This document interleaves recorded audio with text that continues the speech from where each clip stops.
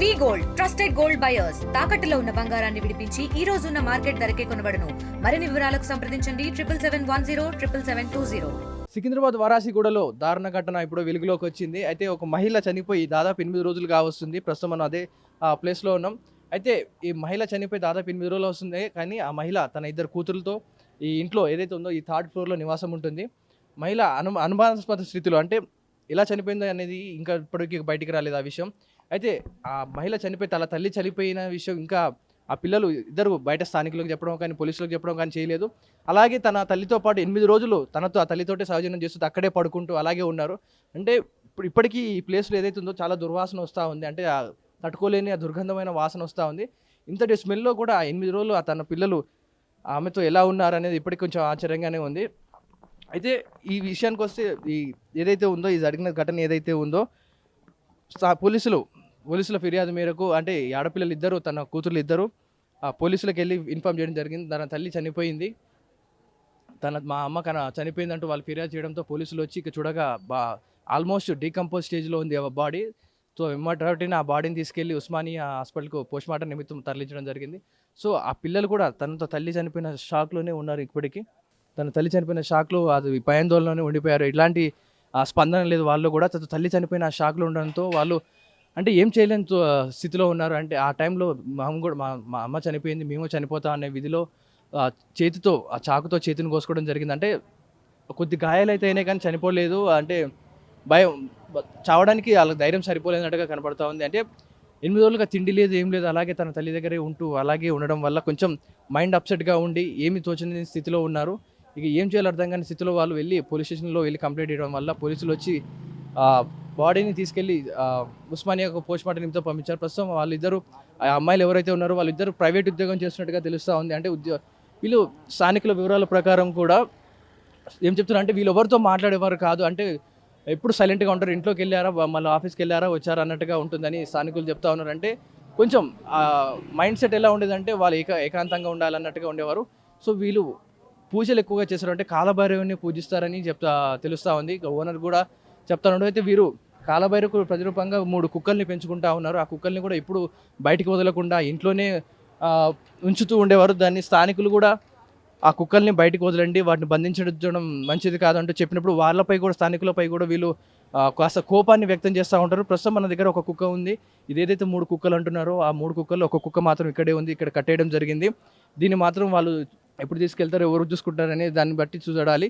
అయితే వాళ్ళు మాట్లాడే విధానం ప్రకారం అయితే కొంచెం సైకోటిక్ క్యారెక్టర్లా ఉంటారు. అంటే ఎవరితో మాట్లాడరు, స్పందించరు, వాళ్ళ ఇంట్లోనే ఉంటారు. అయితే ఎవరైతే లలిత అనే మహిళ ఎవరైతే చనిపోయిన మహిళ ఉందో ఆమె భర్తతో విడిపోయి దూరంగా వచ్చి ఇక్కడ తన పిల్లలతో ఉంటుంది. దాదాపు ఇంటికి వచ్చి 2.5 నెలలు అవుతుంది. అంటే 2.5 నెలలుగా కూడా సగం అద్దె చెల్లించారు, అంటే మిగతా అద్దె కూడా చెల్లించలేదు. ఓనర్ ఖాళీ చేయమన్నా కూడా ఎటువంటి స్పందన లేకుండా అలాగే సైలెంట్గా ఉన్నారు. ప్రస్తుతం ఈ ఘటన ఏదైతే ఉందో దీనిపై పూర్తి వివరాలు ఇంకా రావాల్సి ఉంది. అంటే పోలీసులు పోస్ట్మార్టం నిమిత్తం ఏసీబీ ఎంక్వైరీ తర్వాత పోలీసుల ఎంక్వైరీ తర్వాత పూర్తి వివరాలు వస్తాయి. అంటే ఆ పిల్లలు కూడా మాట్లాడే స్థితిలో లేరు, అంటే ఆ కాన్షియస్లో లేరు, ఏదో మైకంలో ఉన్నట్టుగా ఏదో భ్రమలో ఉన్నట్టుగా ఉన్నారు. వాళ్ళకి ప్రస్తుతం మేము ఫుడ్ పెడుతున్నాం, వాళ్ళు తిని కొంచెం కోలుకొని ఆ నార్మల్ స్టేట్కి, అంటే మైండ్ సెట్ కరెక్ట్గా వచ్చాక ఏం జరిగింది, ఎలా జరిగింది, అంటే చనిపోయిందా, ఆమె సూసైడ్ చేసుకొని చనిపోయిందా, లేదా హార్ట్ అటాక్తో చనిపోయిందా, లేదా మీరేమైనా చేశారా అనేది దానిపై పోలీసులు భిన్న కోణంలో ఉన్నారు. కానీ విచారించడానికి సిద్ధంగా లేరు, ఎందుకంటే వాళ్ళ మైండ్ స్టేట్ ఏదైతే కరెక్ట్గా లేదు. వాళ్ళు స్థిరంగా ఉండి వాళ్ళు మాట్లాడే స్టేజ్గా వచ్చినప్పుడు మేము మాట్లాడి పూర్తి వివరాలు తెలుసుకుంటామని చెప్పి కూడా పోలీసులు చెప్తా ఉన్నారు. ప్రస్తుతం మనం ఇది సంఘటన స్థలంలో ఉన్నాం.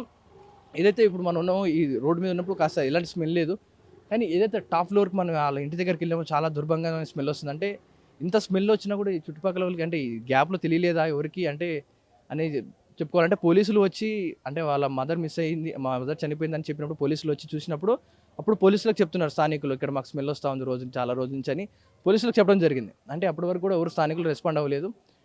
ఇది ప్రస్తుతం ఇక్కడ ఉన్న సిచ్యువేషన్. కుదిరితే ఇక్కడ స్థానికులతో కూడా మాట్లాడే ప్రయత్నం చేద్దాం. అంటే వీళ్ళు ఎలా ఉండేవారు, ఎలా చేసేవారు, అంటే వీళ్ళ మైండ్ సెట్ ఎలా ఉండేది, ఎవరితో ఎలా మాట్లాడుతున్నారు, అంటే జరిగిన సంఘటన జరిగినప్పుడు మీకు ఏమైనా అరుపులు వినపడ్డాయా, లేకపోతే ఎలాంటి స్మెల్ వచ్చాయని వివరాలు కూడా స్థానికుల దగ్గర నుంచి తెలుసుకునే ప్రయత్నం చేద్దాం. రైట్, ఏదైతే ఇల్లు ఉందో దాని పక్కనే ఇంటి పక్కనే ఉన్నాం, అంటే వాళ్ళ నైబర్స్ పక్కన ఉన్నాం, అంటే వాళ్ళ మాటలు తెలుసుకుందాం. అంటే ఎలా ఉండేవారు అమ్మ మీరు చెప్పండి, అంటే వాళ్ళని ఎప్పుడైనా చూసారా మీరు వాళ్ళని? చూడలేదు నేను. అంటే ఇక్కడ స్థానికంగా ఎవరితో మాట్లాడారు వాళ్ళు? వాళ్ళు మాట్లాడారు, మేము వాళ్ళ పరిచయమే లేదు, ఎప్పుడు చూడలే నేను. వాళ్ళని. దాదాపు 2.5 నెలల నుంచి ఇక దేక మీ పక్క బిల్డింగ్లోనే ఉంటున్నారు కదా. ఉంటారు కానీ వాళ్ళు కనబడరు ఎప్పుడు. సో ఈ కుక్కలు ఏదైతే ఉన్నాయో వాళ్ళు 3 కుక్కల్ని పెంచుకుంటున్నారని చెప్తున్నారు. కూడా తెలియదు, కుక్కలు కూడా చూడలే నేను. వాటి సౌండ్లు ఎప్పుడైనా వినపడతా ఉంటాయి నైట్ టైం కానీ బగలు? పైన ఉంటే వినబడతాయి అంతే, పైన వాళ్ళకి వినబడతాయి. మేము ఇక్కడ ఉంటాం కదా, మాకు వినబడదు. అయితే మీకు ఎప్పుడైనా స్మెల్ అంటే దాదాపు చనిపోయి ఆమె 8 రోజులు అవుతుందని బాడీని పోలీసులు చెప్తా ఉన్నారు. పైకి వెళ్తే కూడా స్మెల్ వస్తూ ఉంది. మీకు ఎక్కడ స్మెల్ రాలేదు ఇన్ని రోజులుగా?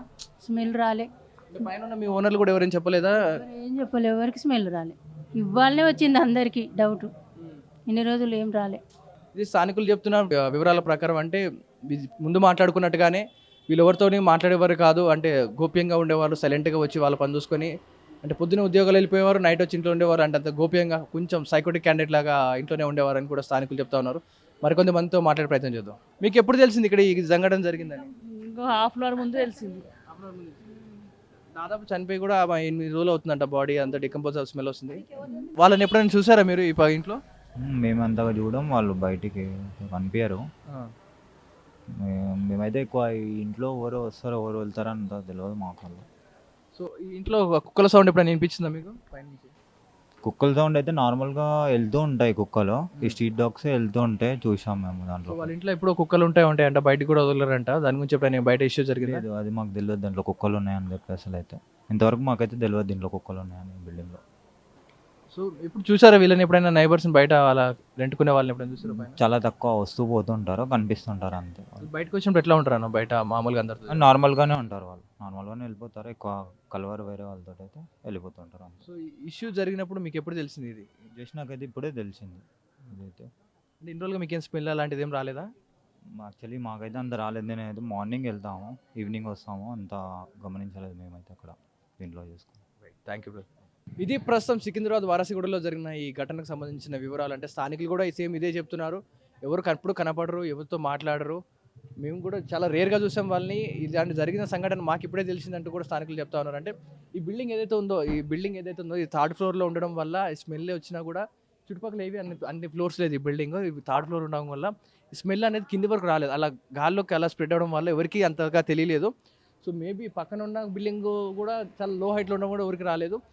పోలీసులు మీడియా కథనాంతాలతో రావడం వల్లనే జనాలకు తెలిసినట్టుగా తెలుస్తుంది. ఇది ప్రస్తుతం ఇక్కడ ఉన్న సిచ్యువేషన్. వాళ్ళు చాలా కాన్షియస్గానే ఉన్నారు, చాలా తెలివిగా మాట్లాడుతున్నారు. మేము అడిగినా కూడా ఫోన్ నెంబర్లు అడిగినా కూడా నోటెడ్లోనే ఉన్నాయంటే పటాపట చెప్తా ఉన్నారు. చాలా తెలివిగా మాట్లాడుతుంటే కాన్షియస్లోనే ఉన్నారు, బాగా మాట్లాడుతున్నారని చెప్తా ఉన్నారు. అయితే ఇక్కడికి వచ్చే సందర్భంలో కూడా మేము షెల్టర్ కల్పిస్తాం, షెల్టర్లో ఉండండి, మీరు ఆ నివాసానికి వెళ్ళకూడదు అంటే లేదు మేము మా ఇంటికి వెళ్తాం, మా ఇంట్లోనే మాకు కంఫర్ట్ ఉంటుంది అని చెప్పి మొండిపట్టు పట్టడం వల్ల వాళ్ళని తీసుకొచ్చి నివాసం దగ్గర నింపడం జరిగింది.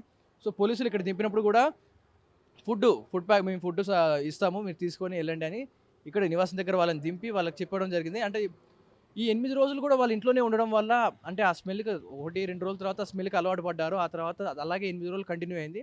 ఇప్పుడు ఏదైతే వాళ్ళు బయటకు వచ్చారో మళ్ళీ తిరిగి వచ్చినప్పుడు కూడా ఆ స్మెల్ వీళ్ళు తట్టుకోలేకపోతున్నట్టు వాళ్ళే ఏదైతే మాస్కులు పెట్టుకోవడం, స్కార్ఫ్ని అడ్డం పెట్టుకోవడం చేస్తూ ఉన్నారు ఫేస్కి. అంటే వీళ్ళని పోలీసులు అదుపులోకి తీసుకొని స్టేషన్ తీసుకెళ్ళినప్పుడు కూడా వీళ్ళ దగ్గర నుంచి వచ్చిన దుర్వాసన ఎలా ఉందంటే స్టేషన్ మొత్తం వ్యాపించిందంట. అంటే ఆ స్మెల్ తట్టుకోలేక పోలీసులే దూరంగా ఉన్నారు.